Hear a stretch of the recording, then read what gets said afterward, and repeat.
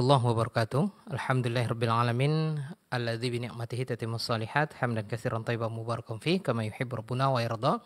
Kaum muslimin muslimah rahimanillah wa iyyakum jami'an dimanapun Anda berada, alhamdulillah. Kembali kita memuji Allah Subhanahu wa taala dan berselawat kepada Nabi sallallahu alaihi wasallam yang saat ini kembali kita diberikan Allah Subhanahu wa taala kesempatan untuk menimba ilmu syar'i dari frekuensi 103.4 FM atau www.radiohidayah.com dimanapun Anda berada. Dan kami sapa juga al-musyahidin wal musyahidah, pemirsa yang menonton siaran ini melalui beberapa media sosial Radio Hidayah FM Kota Pekanbaru.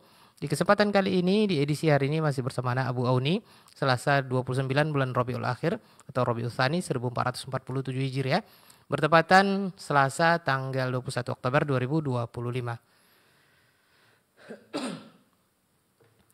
Bersama Anda sudah hadir guru kita Al-Ustaz Jeffrey Halim LCMA Hafizahullah Ta'ala di hari ini, dan beliau akan melanjutkan pembahasan kitab Al-Ghayah wa Taqrib atau Matan Abu Syuja, dan sudah kita tuntaskan satu rukun Islam yaitu kitab zakah ya, dan kini kita akan membahas tentang kitab Shiyam masih terkait dengan rukun Islam ya. Baik kaum muslimin muslimah, sebelum kita dengarkan kajian kita akan buka dengan sapaan hangat kepada guru kita Al-Ustaz Jeffrey Halim LCMA Hafizahullah Ta'ala. Assalamualaikum ya Ustazana. Waalaikumsalam warahmatullahi wabarakatuh. Kaifa haluka ya Ustazana? Alhamdulillah bikhair, hayakumullah wa barakallahu fiik. Nah, wa fiika barakallahu ya Ustazana wa barakallahu fikum ayyuhal ikhwah wal mustami'in wal mustami'at wal musyahidin wal musyahidah, pendengar dan pemirsa dimanapun Anda berada. Kita dengarkan, ini dia muqaddimah pembuka bab yang baru dari kitab Matan Abu Syuja atau Al-Ghayah wa Taqrib, yaitu kitab zakat sudah selesai. Kini kita masuk ke kitab Shiyam atau kitab tentang puasa. Dari studio kami mengucapkan selamat menimba ilmu syar'i, dan kepada Ustaz kita persilakan, falyatafaddal mashkura. Bismillahirrahmanirrahim. Alhamdulillah hamdan yuafi ni'amahu wa yukafi mazida. Ya Rabbana lakal hamdu kama yanbaghi li jalali wajhika wa 'azimi sultanik. Asyhadu an la ilaha illallah wahdahu la syarika lah. Wa ashhadu anna Muhammadan abduhu wa rasuluh. Rabbi israh li sadri wa yassir li amri wahlul 'uqdatan min lisani yafqahu qawli. Allahumma zidna ilman warzuqna fahman. Allahumma 'allimna bima yanfa'una wanfa'na bima 'allamtana innaka 'ala kulli syai'in qadir. Allahumma ya hayyu ya qayyum bi rahmatika nastaghits fa aslih lana sya'nana kullah wa la takilna ila anfusina tarfata 'ain. Kaum muslimin dan muslimat, para pemirsa dan pendengar dimanapun antum dan antuna berada, yang semoga senantiasa dirahmati dan diberkahi oleh Allah Subhanahu wa ta'ala. Bersyukur kita kepada Allah Azza wa Jal atas segala limpah nikmat karunia anugerah yang telah Allah berikan kepada kita, sehingga dengan semua itu di siang hari ini kita kembali dapat melanjutkan kajian rutin yang kita laksanakan. Kita berdoa kepada Allah Subhanahu wa ta'ala, semoga kita semuanya diberikan oleh Allah Azza wa Jal ilmu yang bermanfaat dan juga diberikan kemudahan dan taufik untuk senantiasa mengamalkannya. Amin ya rabbal alamin. Salawat dan salam semoga senantiasa tercurah kepada baginda Rasulullah sallallahu alaihi wasallam. Allahumma salli ala Muhammad wa ala ali Muhammad. Semoga salawat dan salam tersebut juga tercurah kepada keluarga beliau, kepada istri-istri beliau ummahatul mukminin, kepada anak-anak beliau, kepada para sahabat radhiyallahu anhum ajma'in, dan orang-orang yang senantiasa istiqamah di dalam mengikuti sunnah-sunnah Nabi Muhammad sallallahu alaihi wasallam ila qiyamis sa'ah. Kaum muslimin dan muslimat, para pemirsa dan pendengar yang dimuliakan oleh Allah Subhanahu wa ta'ala, kita lanjutkan membaca kitab Matan Al-Ghayah wa Taqrib, sebuah kitab fikih bermadzhab Asy-Syafi'i yang ditulis oleh Syekh Ahmad bin Al-Husain bin Ahmad Al-Asfahani rahimahullahu ta'ala, yang lebih dikenal dengan Al-Imam Abu Syuja rahimahullah. Di pertemuan kali ini kita akan membahas tentang masalah kitab Shiyam, setelah sebelumnya kita selesai mempelajari tentang masalah az-zakah, ya, dan hal-hal yang berkaitan dengannya. Di pertemuan kali ini kita akan mulai dengan kitab Shiyam. Kaum muslimin dan muslimat, para pemirsa dan pendengar yang dimuliakan oleh Allah Subhanahu wa taala, tidak terasa kita sudah berada di penghujung bulan Rabiul Akhir, ya. Berarti kalau kita hitung daripada sekarang sampai ke Ramadan itu tersisa dalam 4 bulan, ya. Dan kita berharap dan berdoa kepada Allah Subhanahu wa taala semoga Allah pertemukan kita dengan Ramadan, ya. Di antara doa yang disunnahkan untuk kita membacanya adalah doa Allahumma sallimni ila Ramadan wa sallim li Ramadan wa taqabbal minni mutaqabbala. Ya Allah, sampaikanlah aku kepada Ramadan, ya Allah sampaikanlah Ramadan kepadaku, ya Allah terimalah segala amal ibadahku di bulan Ramadan. Dan ini merupakan kebiasaan para salaf yang mana mereka senantiasa berdoa kepada Allah Subhanahu wa taala agar dipertemukan dengan Ramadan, itu 6 bulan menjelang datangnya Ramadan. Kemudian juga di samping doa tentu kita mesti mempersiapkan segala halnya, terutama yang terkait dengan masalah ibadah kita kepada Allah Subhanahu wa taala. Kita ingin Ramadan yang menjelang ini menjadi Ramadan lebih baik untuk kita. Nah, salah satu di antara hal yang harus kita lakukan adalah dengan melakukan persiapan. Bekal yang terpenting adalah bekal ilmu. Dan kita berdoa ke Allah Subhanahu wa taala semoga apa yang akan kita pelajari di buku ini dapat menjadi sebuah bekal yang berharga untuk kita nantinya ketika kita dipertemukan oleh Allah Subhanahu wa taala di bulan Ramadan, dan menjadi sebuah bentuk keseriusan kita untuk menghadapi bulan yang suci ini. Baik kaum muslimin dan muslimat, para pemirsa dan pendengar yang dimuliakan oleh Allah Subhanahu wa taala. Di sini beliau mengatakan rahimahullah, qala al-musannifu wa syara'itu wujubis shiyam arba'atu asya'. Dan syarat-syarat wajibnya puasa itu ada 4 perkara. Al-islamu wal bulughu wal aqlu wal qudrah 'ala as-shaumi.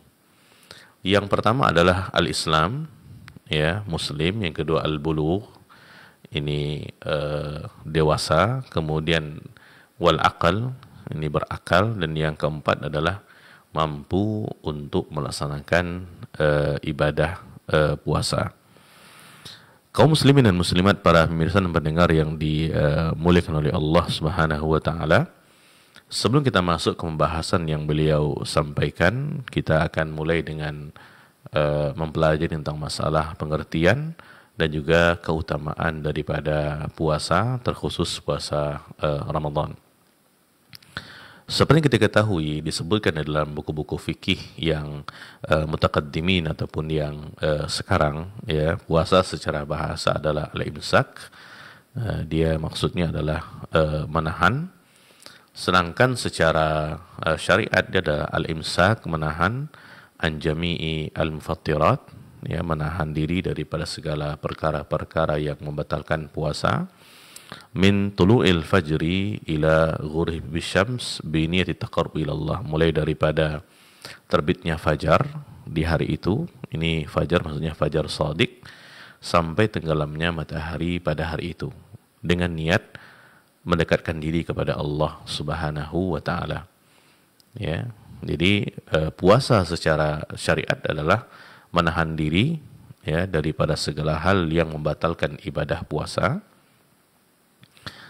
Mulai daripada terbitnya fajar sampai tenggelamnya matahari pada hari itu, dengan niat at-taqarrub ila Allah azza wa jalla, dengan niat mendekatkan diri kepada Allah Subhanahu wa taala.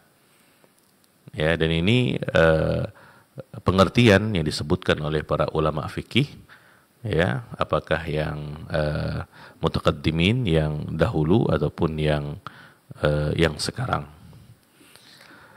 Baik, kemudian kaum muslimin dan muslimat, para pemirsa dan pendengar yang dimuliakan oleh Allah Subhanahu wa taala.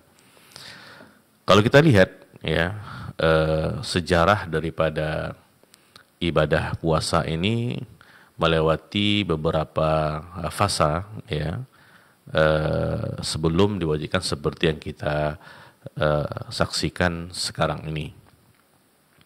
Di tahapan yang pertama adalah wajibnya puasa Asyura, ini di 10 Muharram. Ya, jadi pada asalnya puasa Asyura itu hukumnya wajib. Ya, bahkan orang-orang Yahudi pun ketika Nabi SAW sampai ke kota Madinah, mereka berpuasa. Ya, yang kita ketahui dalam sebuah riwayat daripada Abdullah bin Abbas radhiyallahu anhuma, ketika Nabi SAW memasuki kota Madinah, beliau mendapati orang-orang Yahudi berpuasa. Maka ketika ditanyakan kepada mereka, ya, mereka mengatakan hadza yaumun azimun, ini hari yang sangat agung. Wa huwa yaumun najjallahu fihi Musa, dia adalah hari ketika Allah Subhanahu wa taala menyelamatkan Nabi Musa alaihi salam. Wa aghraqa ala Fir'aun, dan hari ketika Allah Subhanahu wa taala menenggelamkan Fir'aun. Fasama Musa syukran lillah, maka Nabi Musa berpuasa sebagai wujud syukur kepada Allah. Maka ketika Nabi SAW mendengar itu, maka beliau mengatakan, kami umat Islam lebih utama mengikuti Musa daripada orang-orang Yahudi. Maka Nabi SAW memerintahkan kepada para sahabat untuk berpuasa. Ini awal fasa tentang kewajiban daripada ibadah puasa, yaitu wajibnya puasa di tanggal 10 Asyura. Kemudian setelahnya ini menjadi sebuah sunnah muakkadah. Kemudian tahapan yang kedua disebutkan dalam sejarah, puasa Ramadan diwajibkan setelah syariat wajib puasa Asyura. Ya, ini ketika turun firman Allah Subhanahu wa taala dalam surah Al-Baqarah ayat 185, Allah Subhanahu wa taala mengatakan, faman syahida minkum asy-syahra falyasum. Ya, dan barang siapa di antara kamu yang hadir di negeri tempat tinggalnya di bulan itu, maka hendaklah dia berpuasa pada bulan itu. Ya, barang siapa yang menyaksikan, ya, maka dia harus berpuasa.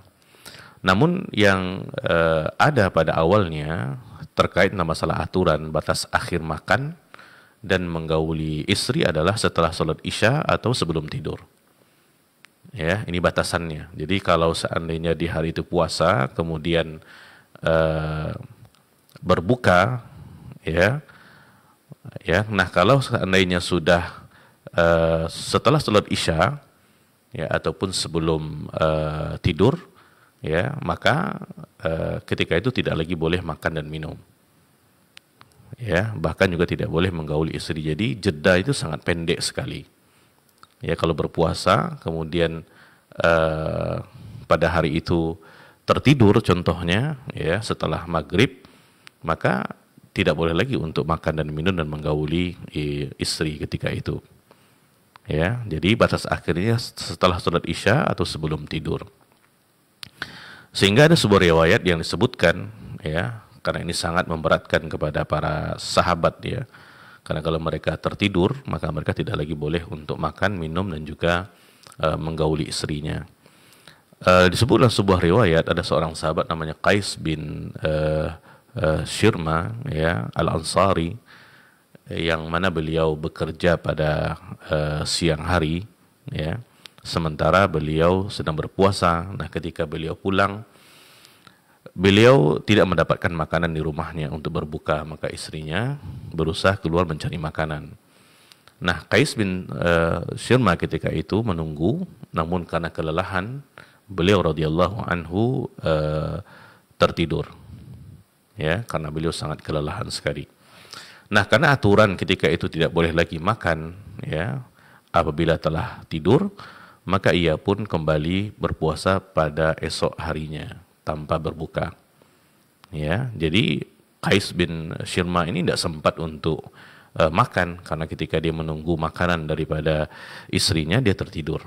Nah, jikalau seseorang sudah tertidur, maka dia tidak boleh lagi makan dan minum sampai ke hari esoknya. Nah, keesokan harinya beliau radhiyallahu an tetap berpuasa seperti biasa. Ya. Nah, ketika kembali bekerja pada keesokan harinya, beliau akhirnya pingsan. Ya, karena beliau tidak mengkonsumsi makanan 2 hari berturut-turut, sampai ini kabar kepada Nabi Shallallahu Alaihi Wasallam, maka turun ayat dalam surah Al-Baqarah ayat 187. Ya, ketika Allah Subhanahu wa taala berfirman, "Uhilla lakum lailatus siyamir rafathu ila nisaikum hunna libasul lakum antum libasul lahun." Sehingga di dalam ayat ini diterangkan bahwasanya seseorang boleh makan dan minum sampai terbitnya fajar keesokan harinya. Ya, terbitnya fajar sampai keesokan harinya. Jadi dihapus yang tadi, artinya sekalipun mereka tertidur ataupun setelah Isya, mereka tetap boleh untuk makan setelah turun ayat ini. Dan tahap yang ketiga adalah aturan puasa seperti yang Allah sebutkan dalam surah Al-Baqarah ini, ya, sampai peraturan itu berlaku sampai sekarang kita rasakan. Ini di antara 3 tahapan ketika Allah Subhanahu wa taala mewajibkan puasa ini. Ya, karena kalau seandainya seperti yang pertama kali diwajibkan kepada para sahabat, tentu ini sangat berat ya, karena kita beraktivitas di siang hari, kemudian akan kelelahan menjelang maghrib. Nah, kalau seandainya tertidur, ya, maka kita tidak boleh makan atau setelah Isya. Jadi jedanya itu sangat pendek sekali. Baik, kemudian kaum muslimin dan muslimat yang dimuliakan oleh Allah Subhanahu wa taala, tentang keutamaan, ya, terdapat banyak dalilnya kalau kita perhatikan di dalam hadis Nabi Shallallahu Alaihi Wasallam yang menerangkan tentang keutamaan daripada puasa Ramadan ini, ya, terkhusus, ya. Di antaranya adalah Ramadan adalah bulan berkah. Nabi Shallallahu Alaihi Wasallam bersabda dalam sebuah hadis, ya, Nabi mengatakan, "Atakum Ramadan syahrun mubarak." Telah datang kepada kalian bulan Ramadan, bulan yang penuh dengan berkah. Ya, berkah di sini maksudnya adalah kebaikan yang banyak dan menetap. Ya, maka ketika Nabi Shallallahu Alaihi Wasallam menyifatkan Ramadan dengan bulan yang penuh dengan berkah, artinya kebaikan di bulan Ramadan itu sangatlah banyak sekali. Ya, kemudian yang kedua di antaranya adalah pahala amalan dilipat gandakan oleh Allah Subhanahu wa taala di bulan Ramadan ini. Jadi pahala-pahala amalan tersebut tidak seperti bulan-bulan yang biasanya. Ya, di antaranya adalah ketika seseorang melaksanakan umroh contohnya di bulan Ramadan, maka pahalanya itu berlipat ganda. Bahkan Nabi mengatakan dalam sebuah hadis, "Inna umratan fi Ramadan taqdi hajjatan atau hajjatan ma'i." Sesungguhnya umroh di bulan Ramadan sebanding dengan haji ataupun haji bersamaku, kata Nabi Shallallahu Alaihi Wasallam, hadis di dalam Sahih Bukhari. Juga yang kita ketahui adanya malam Lailatul Qadar, yang mana ketika seseorang beribadah di malam tersebut, maka dia sama beribadah selama 1000 syahr, yaitu 1000 bulan. Ini di antara bagaimana Allah Subhanahu wa taala melipat gandakan pahala-pahala amalan di bulan Ramadan tersebut. Ini semua amalan-amalan kebaikan, ya, yang kita sampaikan itu adalah contoh-contohnya saja. Kemudian yang ketiga di antaranya puasa adalah ibadah khusus bagi Allah Subhanahu wa taala. Ini yang Allah sebutkan dalam sebuah Qudsi, ya. Allah Subhanahu wa taala berfirman, "Kullu 'amali bani Adam lah illa shiyam fa innahu li wa ana ajzi bih." Setiap amalan daripada manusia itu untuknya kecuali puasa. Fa innahu li, puasa adalah untukku, wa ana ajzi bih, dan aku yang akan memberikan balasan. Ya. Ulama rahimahumullah menyebutkan makna daripada kecuali puasa, sesungguhnya puasa itu adalah untukku. Ya, itu sangat banyak komentar daripada para ulama tentang hadis ini. Namun dia kembali kepada 2 pendapat yang kuat makna daripada hadis ini. Yang pertama adalah karena puasa tidak dimasuki oleh riya. Ya, jadi ini berbeda dengan ibadah yang lainnya. Seseorang tidaklah diketahui ia berpuasa kecuali ketika ia menceritakannya. Ini berbeda dengan ibadah yang lainnya yang tampak secara jelas ketika dia beribadah. Jadi nilai ikhlasnya, nilai ikhlas daripada ibadah puasa tersebut lebih besar berbanding ibadah-ibadah yang lainnya. Makanya Allah Subhanahu wa taala mengatakan, "Fa innahu li", wa ana ajzi bihi, kata Allah Subhanahu wa taala. Kemudian yang kedua, karena pahala puasa tidak terbatas. Ya. Makanya Allah mengatakan wa ana ajzi bih, aku sendiri akan memberikan balasan kepada orang-orang yang berpuasa.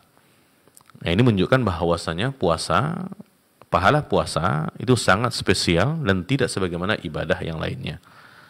Ya, ini sesuai dengan apa yang disebutkan oleh Nabi Shallallahu Alaihi Wasallam dalam sebuah hadis, "Kullu amali bani Adam yudha'af, al-hasanah asyru amthaliha." Seluruh amalan daripada manusia dilipat gandakan, satu kebaikan menjadi 10 kebaikan, ila 700 dhi'fin, sampai 700 kali lipat ganda. Qala Allahu azza wa jalla, Allah berfirman, illa shaum fa innahu li wa ana ajzi bih. Ya, ini diantara firman Allah Subhanahu wa taala dalam hadis qudsi. Dan memang di dalam ayat lainnya, ya, dalam surah Az-Zumar ayat ke-10, Allah Subhanahu wa taala mengatakan, innama yuwaffas sabiruna ajrahum bighairi hisab. Sesungguhnya hanya orang-orang yang bersabarlah yang dicukupkan pahala mereka tanpa batas.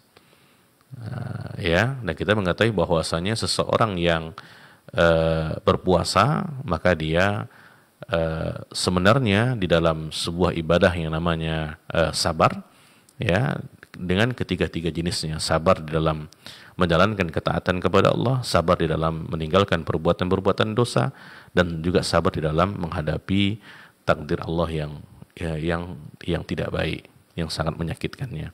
Nah, orang yang berpuasa, dia memiliki ketiga-tiga jenis sabar yang seperti itu. Makanya orang-orang yang berpuasa mendapatkan pahala yang tidak terhingga daripada Allah Subhanahu wa taala.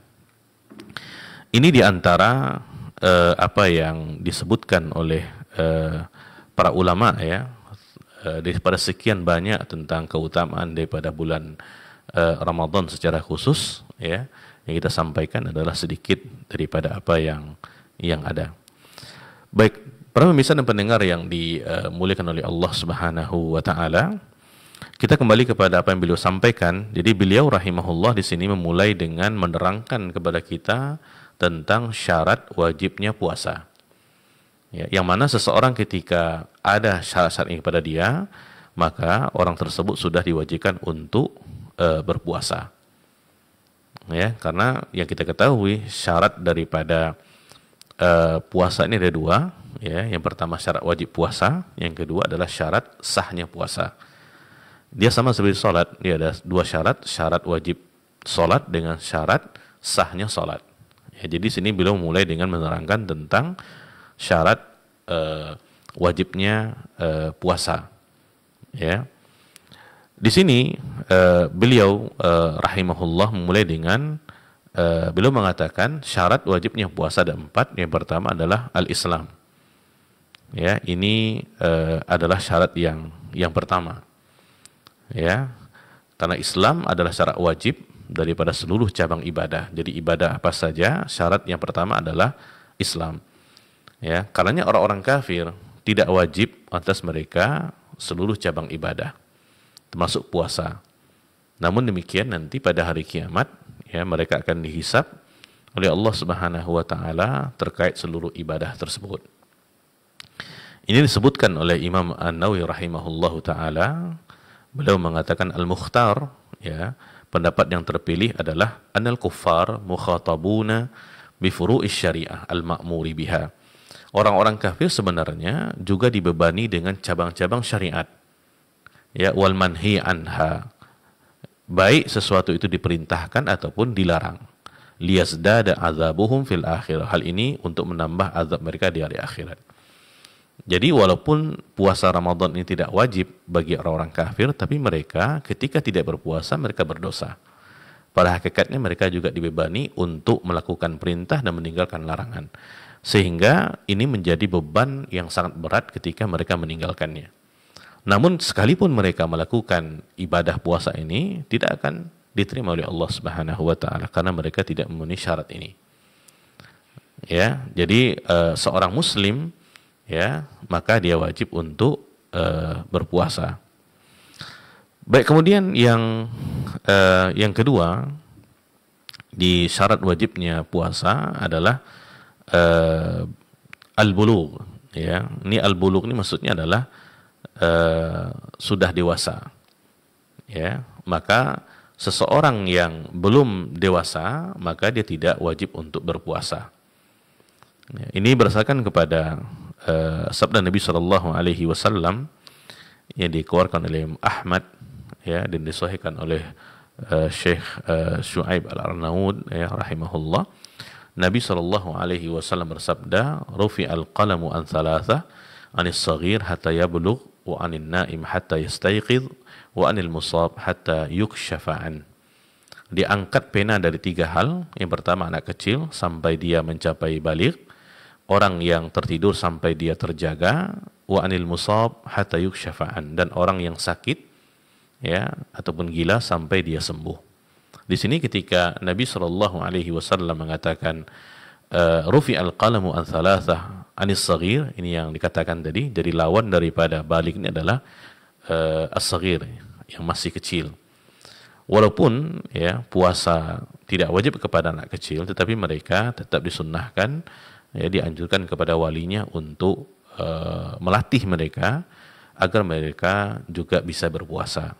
Jadi dalam rangka adalah untuk melatih, bukan sebuah kewajiban. Sehingga nanti ketika mereka sudah sampai di usia balik, kewajiban itu menjadi ringan bagi mereka karena sudah menjadi biasa dan mereka sudah terlatih dengannya. Tetapi ini tidak boleh dipaksakan. Ya, jadi yang syarat yang kedua adalah bulugh, dia adalah sudah dewasa. Baik, kemudian yang ketiga adalah wal aqlu, ya, ini berakal. Karena memang yang kita ketahui akal merupakan syarat taklif. Ya, taklif ini maksudnya pembebanan. Ya, makanya seseorang ketika dia hilang akal, ya, karena gila, maka dia tidak wajib untuk berpuasa. Ini disebutkan oleh Nabi Shallallahu Alaihi Wasallam di dalam hadis yang lainnya, wa anil majnuni hatta yufiq, ya, dan orang gila sampai dia waras. Nah, ini hadis dikeluarkan oleh Ibnu Hibban dan juga hadis ini disahihkan oleh Syekh Syuaib Al-Arnaud rahimahullah.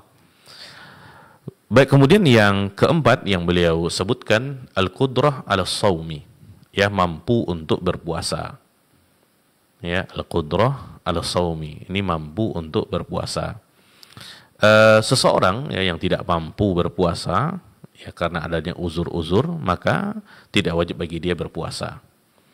Ya, seperti seseorang yang dalam keadaan sakit, ya, itu uzur, tidak wajib berpuasa. Berarti ketika dia sakit dia tidak mampu, ya, atau dia sedang safar, kemudian safar itu memberatkan baginya, ya, karena kalau safar itu tidak memberatkan maka tidak mengapa dia untuk tetap berpuasa. Tapi kalau seandainya memberatkan, maka lebih utama untuk dia tidak berpuasa. Jadi dikembalikan kepada masing-masing individu. Ada sebagian orang yang memiliki fisik yang kuat, sehingga ketika dia melakukan perjalanan yang jauh, dia mampu berpuasa, maka dia boleh untuk berpuasa. Bagi yang tidak, sekalipun mungkin secara kasat mata kita melihat dengan kecanggihan teknologi yang ada pada zaman sekarang, mungkin itu mudah, ya, tetapi bagi sebagian orang, safar tetaplah safar namanya. Sehingga dia mendapat rukhsah untuk tidak berpuasa. Dan juga uzur-uzur yang lainnya, ya, yang menimpa kaum wanita, ya, seperti dalam keadaan hamil dan yang lainnya, maka dia tidak diwajibkan untuk berpuasa. Ya, ini yang Allah sebutkan dalam surah Al-Baqarah ayat 184. Allah Subhanahu wa taala berfirman, "Faman kana minkum maridan aw ala safarin fa'iddatun min ayamin ukhra." Barang siapa di antara kamu ada yang sakit atau dalam perjalanan lalu ia berbuka, maka wajib bagi dia berpuasa sebanyak hari yang ditinggalkan pada hari-hari yang lainnya. Ya, ini uzur-uzur yang disebutkan dalam syariat, yang mana ketika seseorang mendapatkan uzur seperti ini, maka dia boleh untuk tidak berpuasa. Karena tadi ketika seseorang ada uzur seperti ini, berarti dia dikatakan tidak mampu. Ya, sedangkan syarat untuk orang wajib berpuasa adalah dia mampu untuk berpuasa. Ya, tidak ada halangan-halangan untuk dia berpuasa. Kemudian ada pertanyaan, apakah semua orang yang tidak mampu berpuasa karena sakit harus mengganti qada puasanya di hari yang lain? ini terkhusus kepada orang yang sakit ya. Maka di sini kalau kita perhatikan dilihat kepada jenis sakitnya. Kalau seandainya sakitnya itu adalah sebuah sakit yang berat, yang membutuhkan waktu lama untuk pemulihan, ya, sehingga kalau seandainya dia berpuasa bisa jadi membahayakan kepada dirinya, ya, maka kalau seandainya itu memberatkan, maka dia boleh untuk membayar fidyah saja. Ya, kalau seandainya memang itu memberatkan baginya. Ini sakit-sakit yang parah, yang mungkin seseorang mengidapnya cukup lama dan penyembuhannya juga cukup lama. Ya, maka sakit seperti ini tidak mengapa untuk dia tidak mengganti puasanya, tapi diganti dengan membayar fidyah saja. Adapun sakit-sakit yang biasa, ya, seperti mungkin kita sebut seperti demam, ya, dan yang lainnya. Kemudian kalau dia berpuasa di saat itu mungkin akan memberatkan bagi dirinya, maka sakit-sakit seperti ini tetap wajib berpuasa dan dia menggantinya nanti, ya, dia harus menggantinya. Ya, ketika dia sakit itu dia boleh tidak berpuasa, tetapi dia menggantinya nanti pada hari dia tidak lagi dalam keadaan sakit. Ya, karena ini sakitnya sakit yang ringan, yang juga masa pemulihannya cukup singkat. Ya, jadi ini dikembalikan kepada jenis sakitnya. Artinya tidak setiap sakit itu seseorang harus mengganti kepada puasanya. Di sini para pemirsa dan pendengar yang dimuliakan oleh Allah Subhanahu wa taala, kalau kita perhatikan ya tentang syarat wajibnya puasanya, juga dia mengatakan di antara syaratnya adalah al-muqim, ya, al-muqim artinya menetap. Ya, di sini dalam kitab Matan Al-Ghayah Taqrib itu disebutkan yang tentang muqim ini, untuk seseorang wajib berpuasa syaratnya dicukupkan kepada yang keempat tadi. Barangkali mungkin ketika seseorang safar, lawan daripada menetap itu sudah dikatakan dia tidak mampu, berarti ya masuk ke dalam syarat yang keempat tadi. Tetapi sebagian daripada mazhab ya memisahkan tentang masalah ini, sehingga mereka mengatakan al-muqim juga merupakan syarat wajibnya untuk berpuasa. Ya, syarat wajibnya untuk berpuasa, ya. Jadi tidak cukup dengan 4 saja, ada 5 di sebagian yang lainnya, yang mana ketika seseorang safar maka tidak wajib bagi dia untuk berpuasa. Bisa jadi ini dimasukkan ke dalam syarat yang keempat tadi. Syarat wajibnya puasa adalah al-qudrah tadi, yang mana ketika seseorang dalam keadaan safar berarti dia tidak qudrah, tidak mampu untuk berpuasa. Baik, kaum muslimin dan muslimat, para pemirsa dan pendengar yang dimuliakan oleh Allah Subhanahu wa taala, setelah masalah syarat wajibnya puasa ini di dalam kitab ini, ya, beliau nanti langsung membahas tentang masalah faraidus shaum. Ya, faraidus shaum ini maksudnya adalah tentang masalah rukun daripada puasa. Ya, rukun daripada puasa. Jadi beliau tidak menyebutkan tentang masalah syarat sahnya puasa. Kalau tadi syarat wajibnya, yang mana seseorang ketika ada padanya syarat-syarat ini maka sudah wajib bagi dia untuk berpuasa. Yang pertama tadi adalah Islam, ya, kemudian yang kedua adalah al-bulugh, ini adalah dewasa. Yang ketiga adalah al-aqal, ini berakal, berarti lawannya gila atau hilang akal. Kalau al-bulugh tadi lawannya adalah as-saghir, anak kecil. Kemudian yang keempat adalah al-qudrah al-shaum, mampu untuk berpuasa. Lawannya adalah tidak mampu. Sedangkan untuk syarat sah puasa, kalau kita perhatikan dalam kitab-kitab fikih yang lainnya, yang pertama jelas dia adalah Islam, ya, karena disebutkan oleh sebagian ulama, ungkapan mereka, anna wujudal iman syaratun li sihhati sa'iril ibadat bila khilaf. Sesungguhnya tidak ada perselisihan di antara para ulama bahwasanya iman merupakan syarat sahnya seluruh ibadah. Ya, kemudian yang kedua suci dari haid dan nifas. Ini syarat sahnya. Ya, jadi seorang wanita ketika dia muslimah pun, tapi ketika dia dalam keadaan haid dan nifas dia wajib puasa. Maka suci daripada haid dan nifas ini juga merupakan syarat sahnya puasa. Ini disebutkan dalam hadis daripada Nabi SAW ketika beliau pernah ditanya, beliau mengatakan, Alaisa idza hadat lam tusalli wa lam tasum. Bukankah seorang wanita bila dia sedang haid dia tidak boleh puasa dan juga tidak boleh salat. Ya, ini syarat daripada sahnya puasa. Ya.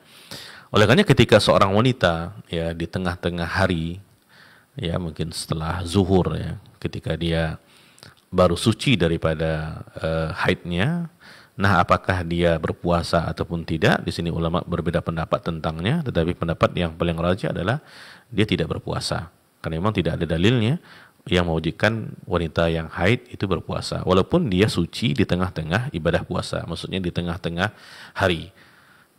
Ya, ini pendapat juga dipegang oleh Syekh Utsaimin rahimahullah. Kemudian yang ketiga, termasuk syarat sahnya puasa adalah tamyiz. Ya, ini tamyiz adalah sebuah fasa ketika seseorang di bawah daripada dewasa. Tapi tamyiz ini dia sudah bisa membedakan di antara hal yang baik dan hal yang buruk. Tapi dia belum mencapai usia baligh. Ya. Nah, seorang anak yang berada dalam kondisi ini, dia tidak diwajibkan berpuasa. Namun jika ia berpuasa, maka puasanya sah sebenarnya di usia tamyiz ini. Ya, karena di sini niatnya sah, ya, sebagaimana ketika dia berniat untuk sholat. Makanya memayyiz ini adalah salah satu di antara syarat sahnya untuk berpuasa, karena dia sudah memahami tentang niat daripada puasa itu. Ya, baik, mungkin ini yang dapat kita sampaikan untuk pertemuan di kali ini. Ya, mudah-mudahan nanti pada pertemuan-pertemuan yang akan datang kita akan lanjutkan pembahasan-pembahasan tentang masalah rukunnya, termasuk diantaranya adalah niatnya, karena niat ini sebagian ulama memasukkannya kepada syarat, sebagian memasukkannya ke dalam rukun daripada ibadah puasa. Yang terpenting adalah niat harus ada, ya, di dalam setiap ibadah. Sebagian memasukkan ke syarat tidak ada masalah, sebagian memasukkan ke dalam rukun juga tidak ada masalah. Yang terpenting niat itu harus ada. Demikian, mudah-mudahan Allah Subhanahu wa taala memberikan kemudahan kepada kita dengan kita mengulang kaji tentang masalah puasa ini, semakin memantapkan kita untuk bisa berpuasa, melaksanakan ibadah puasa, terutama ibadah puasa Ramadan, tentu dengan penuh keyakinan bahwasanya Allah Subhanahu wa taala mewajibkan ibadah ini kepada kita semuanya. Demikian, wassallallahu wassalam ala nabiyina Muhammadin wa ala alihi wa sahbihi wasallim. Wassalamualaikum warahmatullahi wabarakatuh. Waalaikumsalam warahmatullahi wabarakatuh. Jazakallahu khairan kita ucapkan kepada guru kita Ustaz Jeffrey Halim LCMA hafizahullah taala yang membuka kajian kita bab tentang puasa ya, atau kitabus shiyam. Ya, baik kaum muslimin muslimah rahimakumullah dimanapun Anda berada, demikian untuk kajian siaran live kita dari studio Radio Hidayah FM Kota Pekanbaru. Tepat pukul tepat pukul 15 lewat 18 menit waktu Indonesia Barat kita akan putarkan kumandang azan. Dan mohon maaf untuk Abu Hanifah di Tarai ya, pendengar setia Radio Hidayah yang sudah mengirimkan pertanyaannya dan juga yang lainnya. Jazakumullah khair, dan mohon maaf kajian kita cukupkan dulu dan tidak kita lanjut dengan tanya jawab berhubung kita sudah memasuki waktu untuk menunaikan ibadah salat fardu asar di wilayah Kota Pekanbaru dan sekitarnya. Dan kita tutup sama-sama dengan doa kafaratul majelis. Subhanakallahumma bihamdik asyhadu alla ilaha illa anta astaghfiruka wa atubu ilaik. Wassalamualaikum warahmatullahi wabarakatuh.